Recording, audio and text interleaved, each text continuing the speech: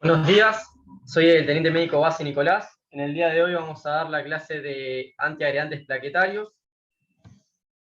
Una breve introducción. Vamos a hablar sobre el mecanismo de agregación plaquetaria, de las clases de antiagregantes que tenemos a disponibilidad para usar en las diferentes patologías.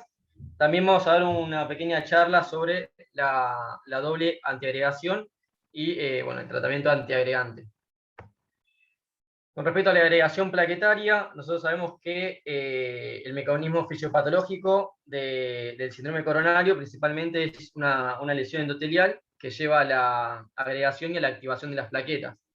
Nosotros vamos a tener diferentes mecanismos de activación y agregación, comenzando por la lesión en el vaso, que se expresa el factor de von Willebrand, y así es como empieza la activación y agregación plaquetaria, ¿sí? Tenemos el mecanismo de la enzima COX-1, productora de tromboxano A2, que también es uno de los principales encargados de la agregación y activación. Tenemos receptores de membrana en la plaqueta, como el GP2B3A, que mediante el fibrinógeno permite que las plaquetas se agreguen y así se vaya formando el trombo produciendo la obstrucción del vaso. ¿Sí? Y también tenemos otros receptores, como el P2 y 12, ¿sí? Y después todo nuestro arsenal terapéutico para inhibir diferentes mecanismos de agregación y activación. A los antiagregantes plaquetarios los podemos dividir en orales o endovenosos. Con respecto a los orales, el más conocido es el ácido acetilsalicílico, inhibidor de la COX-1. ¿Sí? Acá podemos ver cómo la aspirina inhibe este mecanismo. Otros tipos de antiagregantes orales tenemos al clopidogrel, prasugrel, ticagrelor, inhibidores de P2 y 12. ¿Sí? Actuarían acá. Y por último, tenemos también otros antiagregantes que se usan en determinadas situaciones, que son endovenosos. ¿Sí? Tenemos inhibidores de GP2B3A, principalmente usamos nosotros mucho el tirofibam. Con respecto a la aspirina, inhibidor de la COX-1, genera una inhibición irreversible de dicha enzima, inhibiendo la producción de tromboxano A2, que como comenté previamente es activador de plaquetas y encargado en formar el trombo. Genera inhibición irreversible de 7 a 10 días y la evidencia hoy en día es que la aspirina se utiliza mucho, ya que tiene amplios beneficios en disminuir la frecuencia de episodios isquémicos en la prevención secundaria, es decir, el paciente que sufre un infarto disminuye la cantidad que tenga de infarto. Hay diferentes estudios. Uno de los estudios que tenemos importantes es el ISIS-2, que incluye 17.000 pacientes aproximadamente con sospecha de IAM, que utilizaron aspirina. En eso se vio que estos pacientes tenían reducción de mortalidad a los 30 días de un 23%. ¿Sí? Y también se lo estudió obviamente asociado al clopidogrel y se vio que disminuye significativamente los reinfartos no mortales y los accidentes cerebrovasculares. ¿Mm? Importante, tiene contraindicaciones, ¿sí? No es grato, hay que pensar si el paciente tiene un sangrado activo, hay que ver el nivel de plaquetas, si tiene algún trastorno plaquetario. Otro tipo de inhibidor, habíamos dicho los inhibidores de P2 y 12, ¿sí? Este receptor, que tenemos diferentes drogas. Bueno, se unen a dicho receptor y esto inhibe la unión del ADP a la superficie de la plaqueta. Tenemos dos grupos, ¿sí? Tienopiridinas, que son principalmente el clopidogrel, ciclopidina y prasugrel, que generan inhibición irreversible.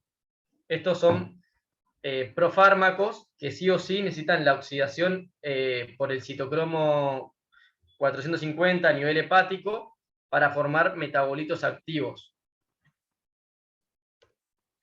Y después tenemos otro grupo en donde está, bueno, el ticagrelol, que genera inhibición reversible. Y este no depende del citocromo 450.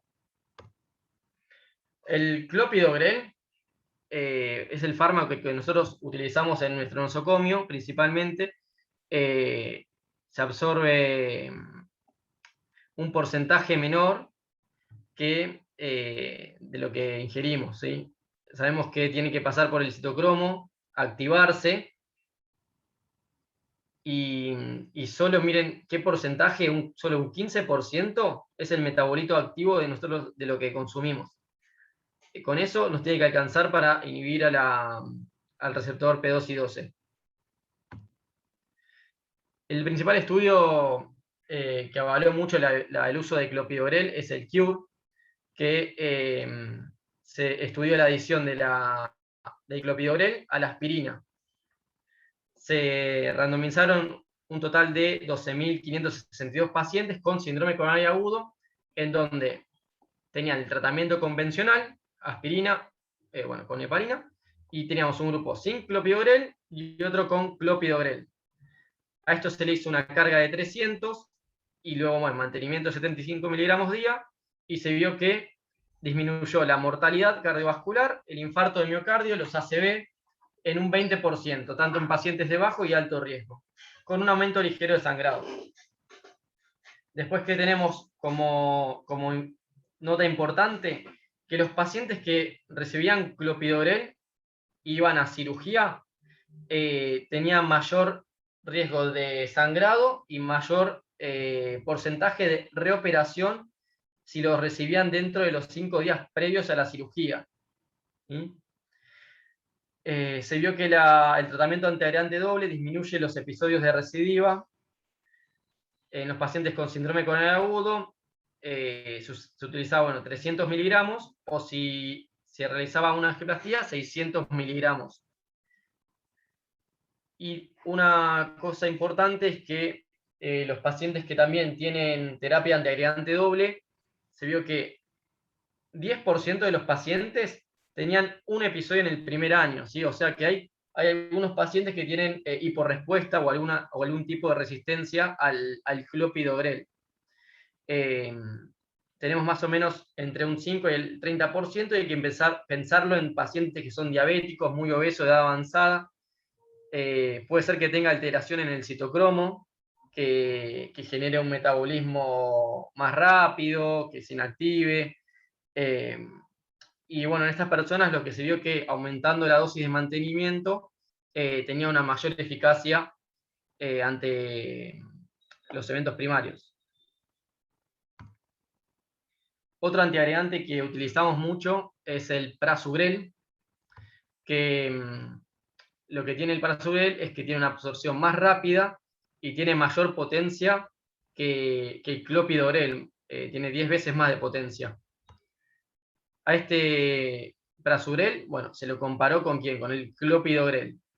Se utilizó una dosis de carga de 60 miligramos con dosis de mantenimiento de 10 miligramos contra lo habitual del clopidogrel. Usábamos una dosis de carga de 300 y dosis de mantenimiento.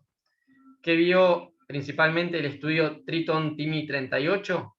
Era que eran 10.074 pacientes con síndrome coronario agudo sin elevación del CT, que ya tenían anatomía coronaria conocida. Así se realizó este estudio. Se vio que 19% redujo la mortalidad cardiovascular, infarto de miocardio y ACV durante el seguimiento de 15 meses. Disminuye la tasa de trombosis definitiva o probable de la endoprótesis. Y lo que sí se vio es que tenía un mayor aumento de sangrado. Nosotros tenemos contraindicaciones en pacientes que tienen antecedentes de ACV o AIT, y se vio también que los pacientes que tenían más de 75 años o menos de 60 kilogramos tenían tasas más altas de sangrado que los pacientes que tenían el clopidogrel. Y lo mismo también se vio en los pacientes que entraban a cirugía, dentro de los 7 días previos, tenían más tasa de sangrado y más tasas de reoperación, ¿sí? Entonces, tenemos otros tipos de estudios que compararon, por ejemplo, el prasugrel con el clopidogrel, que vio que el tratamiento con prasugrel no ofreció ninguna ventaja sobre el clopidogrel y la tasa de sangrado se asemejaron. Y después, en otro estudio, que eran pacientes con síndrome coronario agudo de alto riesgo, habían seguido una estrategia invasiva temprana, se vio que el prasugrel aumentó el sangrado con respecto al clopidogrel. Entonces, prasugrel, pacientes, contraindicación, perdón, disculpen, indicación menores de 75 años o mayor de 60 kilogramos, pacientes que no presentaron ACV o IT y pacientes con angiografía coronaria conocida. ¿Sí? Eso porque el estudio se desarrolló así. Y después otro medicamento que usamos es el ticagrelol, que tenemos el estudio Plató, que se usó 180 miligramos de carga, 90 miligramos de mantenimiento cada 12, contra el clopidogrel. El ticagrelor redujo de manera significativa también la mortalidad cardiovascular, infarto y ACV en 16% de pacientes y también disminuyó la tasa de trombosis en la endoprótesis, un 33%. ¿Sí? Otro estudio que apoya el uso de ticagrelor es el Pegasus, que vio que el uso prolongado de ticagrelor más aspirina en infarto de miocardio de 1 a 3 años, se vio que la tasa de sangrado mayor resultaron más bajas y la tolerabilidad mejor con la dosis de 60 miligramos. ¿Sí? Y después tenemos a los inhibidores GP2B3A, que el mecanismo de acción son bloquear la vía final común de la agregación plaquetaria. Tenemos estos 3 medicamentos y que demostraron beneficios en el descenso relativo global, pero estadísticamente significativo, de la mortalidad o de los infartos de miocardio a los 30 días. Pero ¿qué pasa? Este beneficio no lo tenemos en todos los pacientes, se demuestra más en aquellos pacientes que son de alto riesgo. Son pacientes que persisten con cambios en el ST, que tienen concentración de troponina elevada y diabéticos. Importante es que no se recomienda administrar sistemáticamente estos medicamentos, ya que aumenta el riesgo de sangrado. ¿Sí? Bueno, y ahora hablando de la población en general, nosotros tenemos que entender que cada individuo no es igual, son todos diferentes, con diferentes comorbilidades, diferentes tipos de edad. Hay que pensar que tenemos pacientes enfermos renales, con insuficiencia cardíaca, infarto, otros pacientes ancianos, riesgos de caída, o pacientes que están utilizando medicación anticoagulante, que tengan más riesgo de sangrado, ¿sí? Entonces, a la hora de plantear un tratamiento antiagregante, nosotros tenemos que evaluar al paciente en forma íntegra, ¿sí? Tenemos que ver en una balanza nuestro riesgo isquémico y riesgo hemorrágico, ¿sí? ¿Qué tipo de medicamento, qué tipo de dosis, cuánto tiempo voy a administrar el medicamento? Entonces, ¿qué es lo que nos trae la guía desde el 2020? Es que primero el paciente vamos a dividirlo según el riesgo hemorrágico. Está riesgo bajo, alto o muy alto. Ya en el muy alto, con riesgo isquémico bajo, la doble antiagregación, miren, dura un mes y después queda con clopidogrel. ¿Sí? En el riesgo hemorrágico alto, la antiagregación la puedes usar 3 meses y luego queda con aspirina. Y después en pacientes que ya son de bajo riesgo, acá tenemos dos patas, ¿sí? Una que puede usar antiagregación doble hasta el año y luego suspender la doble antiagregación. Y también tenés otro tipo de paciente que tenga un poquito menos de riesgo isquémico, le podés hacer 3 meses de doble antiagregación. Y después, acá hay otra columna de que tenés que pacientes que tengan riesgo isquémico muy elevado, vos podés plantear que la doble antiagregación se continúe más allá del año. ¿Sí? Se lo vio en el estudio Apolo, que 20% de los pacientes tienen posibilidad de tener un nuevo evento. Entonces, en estos pacientes vos tenés que evaluar de continuar con la doble antiagregación. Hay diferentes scores que se pueden utilizar, y en base a los resultados del score, vos podés plantear el esquema antiagregante, ¿sí? Tenés, en este score, por ejemplo, si vos haces angioplastía y no tenés riesgo de sangrado, usás una terapia estándar, lo habitual de antiagregación. En cambio, si el riesgo de sangrado es más alto, bueno, ahí ya planteás acortar el intervalo, ¿sí? Y después tenés lo que había comentado previamente, otros tipos de pacientes que al año, vos decís, en base también a este score, por ejemplo, si es mayor a 2, quiere decir que son pacientes con muchas comorbilidades, ¿sí? Diabéticos, infartados, que se angioplastiaron, que tienen insuficiencia cardíaca. Bueno, en esos pacientes podés prolongar la doble antiagregación, ¿sí? Después en otro la suspenderás. Y básicamente las recomendaciones que nos traen las guías, en base a todos los estudios que hicimos, es que la aspirina se recomienda a todos los pacientes sin contraindicaciones, con una dosis de carga de 150 a 300, previa de una de 75. Está recomendada la administración de un inhibidor P2Y12, además de la aspirina, durante 2 meses, salvo que tenga contraindicaciones o riesgo hemorrágico muy alto. ¿Y qué opciones tenemos? Tenemos al Prasugrel, que son pacientes no tratados con un inhibidor del P2Y12 que se someten a una angioplastia. Tenés la dosis de 60 miligramos, previa 10 de mantenimiento. Y miren cómo se puede utilizar para mayores de 75, pero con una menor dosis diaria. ¿Sí? Ticagrelor, bueno, independientemente de la estrategia que se utilice, 180 o 90 miligramos 2 veces al día. Y el clopidogrel. ¿Sí? Después se debe considerar la administración de Prasugrel antes que el ticagrelor para pacientes con síndrome coronariano agudo,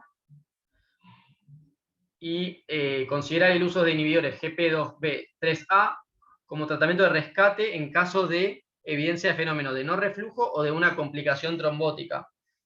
Esto no lo expliqué previamente, pero es lo que se ve, por ejemplo, cuando se hace el cateterismo, viendo la característica de la placa, del procedimiento y de cómo, y si tuviste alguna complicación, considerar el uso de estos inhibidores. Muchas gracias.